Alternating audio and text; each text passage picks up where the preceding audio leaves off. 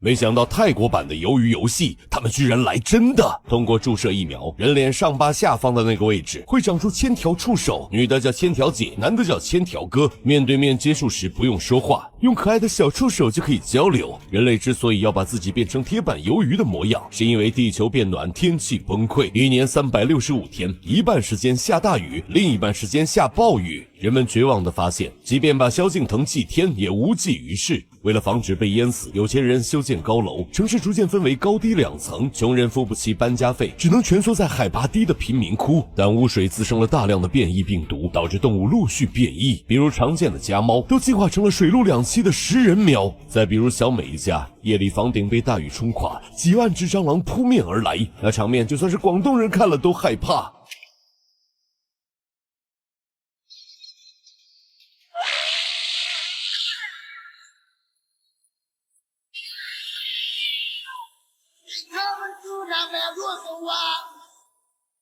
这种病毒可不管你有钱没钱，进入人体那是只管杀不管埋。大聪明的科学家发现深海巨型鱿鱼抗病毒能力特别强，于是他们提取了鱿鱼基因，再结合水熊虫的基因，研发出特效疫苗。只要注射疫苗，人类就可以放心生活在水世界里，再也不用担心生病。但它有一点点副作用，就是脸上会长触角。西方人都变成了鱿鱼怪，泰国老百姓都看傻眼了。泰国总理猜霸更是在采访中怒斥：谁愿意当怪物，就跟着马斯克去火星吧。反正他宁死也要做个人。อเมริกาไม่ใช่พ่อ IUN ไม่ใช่ปู่ไม่ต้องไปเหอะตามฝรั่งเพราะผมกำลังคิดสิ่งดีๆเพื่อประชาชนทุกคนเท่าเทียมกันไง。所以泰国政府提出了另一套奇葩的思路，建立巨型玻璃穹顶，物理阻断雨水的影响。但老百姓觉得穹顶还不如疫苗，城市变成养鸡场，人们也成了失去自由的肉鸡。就在这时，拥有天籁嗓音的小美参加了泰国好声音，收获了无数粉丝，也引来了总理猜霸的关注。得知小美居住的马家屯最近遭遇暴雨袭击，猜霸特地前往视察，看到工作人员带走小美，闺蜜小丽吓得嚎啕大哭，猜霸赶紧登场上前安慰小丽，在镜头前凸显父辈的关爱，台下的记者都要感动哭了。结果不出意外的出意外了，猜霸看到小丽浑身长着脓疮，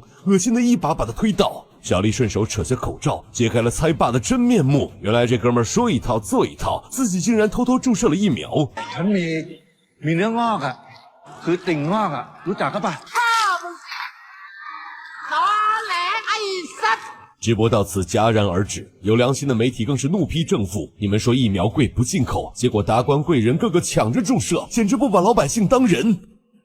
迫于越来越大的舆论压力，猜霸只好宣布全民免费疫苗。经过1年多的努力，泰国人都变成了鱿鱼怪，长得丑是丑了点，但污水造成的各种疾病都得到了有效抑制。就在大家谈官相庆之时，万丈光芒刺破乌云，最讽刺的事情发生了。老天爷突然就不下雨了，天晴了。都快忘记太阳长啥样的人们兴奋地冲上街头，迎接着温暖阳光的沐浴。可惜开心不过3秒，地球环境彻底崩坏，对流层消失，温度急剧升高，几百度的炙烤让人类全部都变成了铁板鱿鱼。这下隔壁外星人都要馋哭了。OK， 未来与我的这一集就说完了。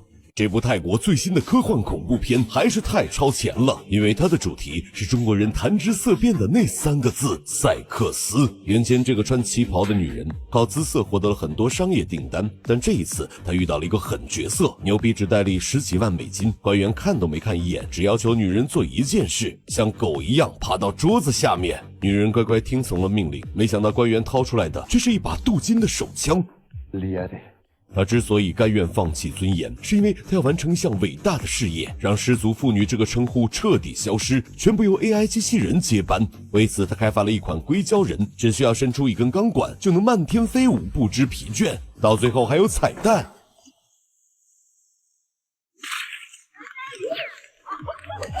如此灵巧的硅胶人一经推出，就收到了上千条订单，媒体也将女人称之为千条姐，进行大量的采访宣传。很快就有卫道士提出了尖锐的批评，认为千条姐的产品会加剧社会的道德沦丧。大量的反对者聚集在公司前，朝着千条姐脸上扔石头，即便是被砸得头破血流，她都没有屈服。当天夜里，她做了个噩梦，梦到自己像硅胶娃娃一样慢慢的融化变形。这一切都源于千条姐的童年阴影。她上小学2年级的时候，从事特殊职业的母亲带回来一位熟客，司空见惯的千条姐一开始没往心里去，一般只要她捂住耳朵忍个3-5分钟也就就过去了。结果这个美国佬是变态中的变态，竟然把咸猪手伸向了千条姐。母亲秒懂了其中的含义，可她不敢得罪金主，只能哭着点了点头。身体和心灵饱受摧残的千条姐从此发誓努力学习，用科技改变命运。问题是，面对舆论的压力，原来答应投资的政客都开始变卦了，甚至连男朋友阿伟也提出了分手，还在八卦节目里吐槽千条姐的怪癖。其实这都不算什么，谁都有抠脚磨牙打嗝放屁的时候。最致命的是阿伟曝光了一个秘密，千条姐送给政客富豪的那些硅胶人眼睛是摄像头，会把拍到的东西传回公司服务器。这下坏事了，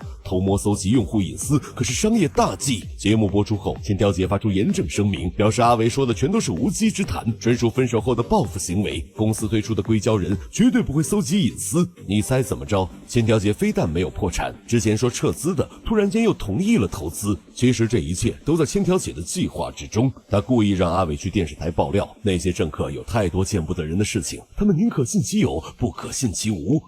ประธานบริษัทที่เคยปฏิเสธการระดมทุนไปก็ติดต่อกลับมาและก็ขอเข้ามาสนับสนุนเป็นไง acting with บอกแล้วใส่ให้มันดูบ้าๆดูโง่ๆอ่ะคนแม่งเชื่อแต่ฉี่เนี่ยเกินไปนะมันก็ได้ผลปะล่ะ就这样，千条姐获得了巨额资金，绿洲天堂公司顺利开业，并且举办了新品发布。硅胶人 2.0 采用捏脸技术，不仅性别可以任选，高矮胖瘦、三头六臂都可以按照喜好定制。可惜短短2个月后，法院迫于某种势力，宣布吊销执照、罚没收入，并判处千条姐坐牢3年。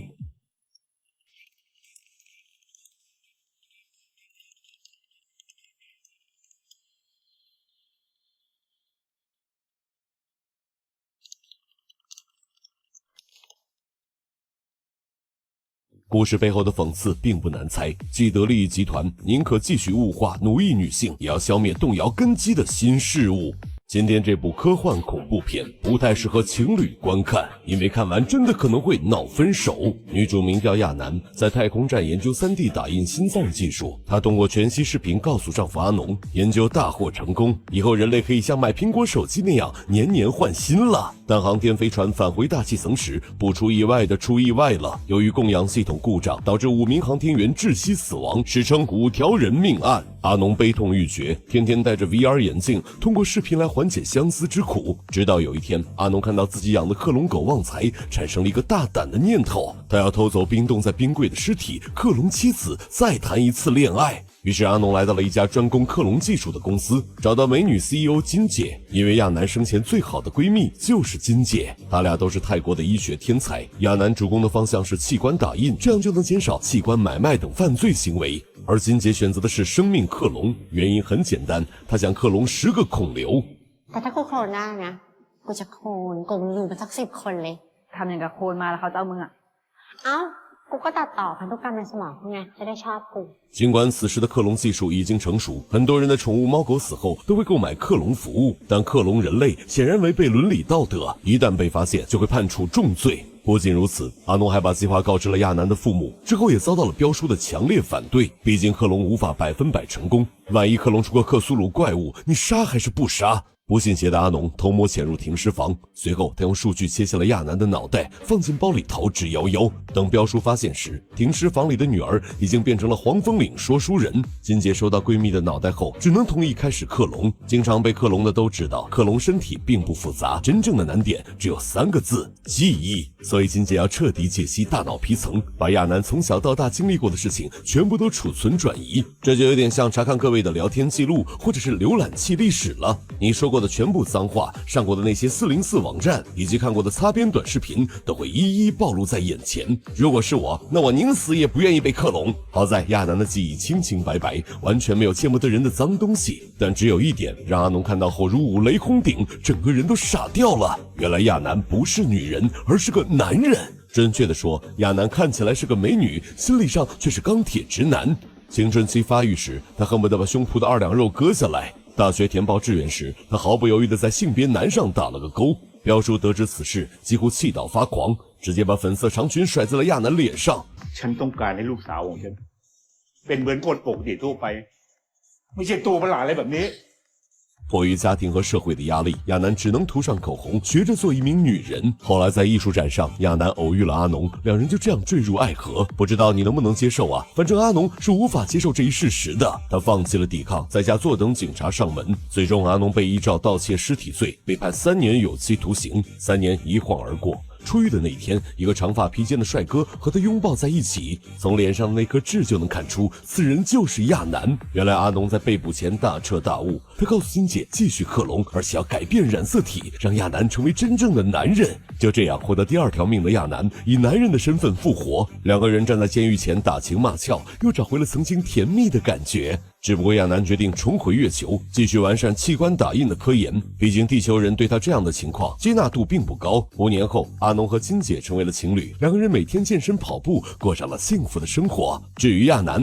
不对，应该是他永远的留在了月球上，了无牵挂的寂静之地，才是他心之所向的归属。OK， 未来与我的这一集说完了。这是泰国最新推出的赛博佛陀，一旦你扶了老奶奶过马路，或者去河边进行了放生，系统就会给你派发一定的功德分。你可以用积分兑换现金，或者在功德商城购买商品。今生所积攒的功德再也不用等到下辈子享受了。这个赛博佛陀一经推出便好评如潮，唯独寺庙的僧侣对他爱不起来，因为他们失业了。庙里曾经199都抢着要的电子佛像，如今降价到了9块9都没人要。更重要的是，没有香客愿意来供奉钱财了。乌恩决定打不过就加入，说错了，应该是要想打败敌人就得先了解敌人。他从一位朋友那搞来了一套赛博佛陀，岂料一开机就是一份极长的用户协议。他小声抱怨了2句，竟意外触发了用户反馈。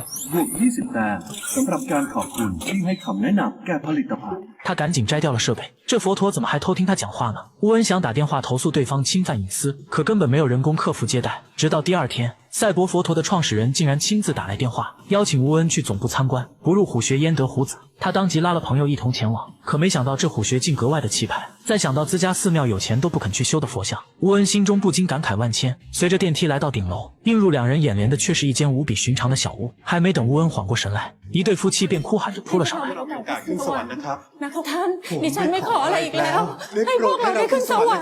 就在乌恩一头雾水之际，夫妻俩突然安静下来。赛博佛陀的创始人尼奥从门外走了进来，这一切便是他童年的真实回忆。父母俩听信了一位僧侣的劝诫，认为只要虔诚的供奉佛祖，便能为下辈子积攒足够的功德。于是他们卖掉了家里的一切，最终被债主逼得葬身火海。尼奥侥幸活了下来，从这天起他便发誓，不会再让任何人因为迷信而失去生命。而就在有了赛博佛陀后，人们只要做了善事，就能利用积分反哺现在的生活，一个完美的功德闭环就此形成。他希望能雇佣乌恩这些僧侣，完善赛博佛陀在佛法上的不足，让寺庙彻底跟商业进行切割。乌恩算是听明白了，就是让僧侣们来给赛博佛陀打工呗。可这显然跟佛法所宣扬的价值观背道而驰，他没法答应。乌恩其实是半路出家的，当年的他是一家科技公司的首席程序员，可因为工作，他连母亲的最后一面都没有见到。就在乌恩不堪重负想自我了断时，是寺庙的住持出现救下了他。乌恩出家时曾问过住持一个问题：僧侣的职责是什么？住持说，这个世界上有很多人在寻找活下去的希望，而最适合给人类带来希望的，便恰恰就是其他人类。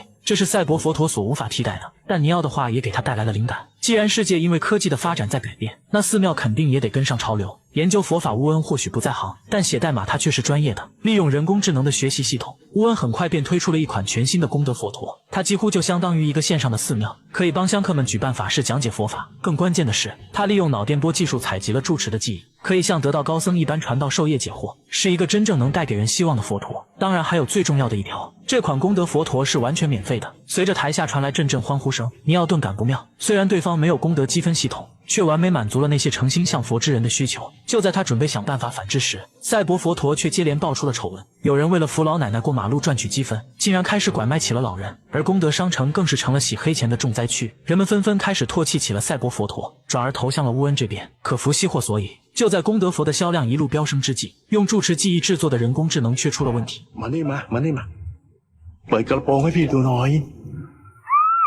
家长们包围了寺庙，程序毕竟是乌恩设计的，他百口莫辩。可这究竟是怎么回事呢？莫非是尼奥采取的反制措施吗？就在乌恩忙得焦头烂额之际，住持却主动找到了他。原来人无完人，他的记忆被采集时，其中的邪念也被一同录了进去。年轻时住持因为喝酒犯下了大错，这才决定出家进行赎罪。说到底他也只是个普通人，而非什么得道高僧。最终住持决定独自出门面对愤怒的民众，犯了错就应该承认，就算是佛祖来了也是一样。在媒体铺天盖地的报道下，乌恩的努力彻底沦为了泡影。在经历了大起大落后，他反而想明白了，从前的自己太过执着于物质了，忽略了知足才是超越一切的财富。可尼奥却不管这些，他直接借鉴了乌恩的创意，将功德佛的功能融入了自己的赛博佛陀，推出了全新的赛博菩萨，开始了一场真正关于信仰的革命。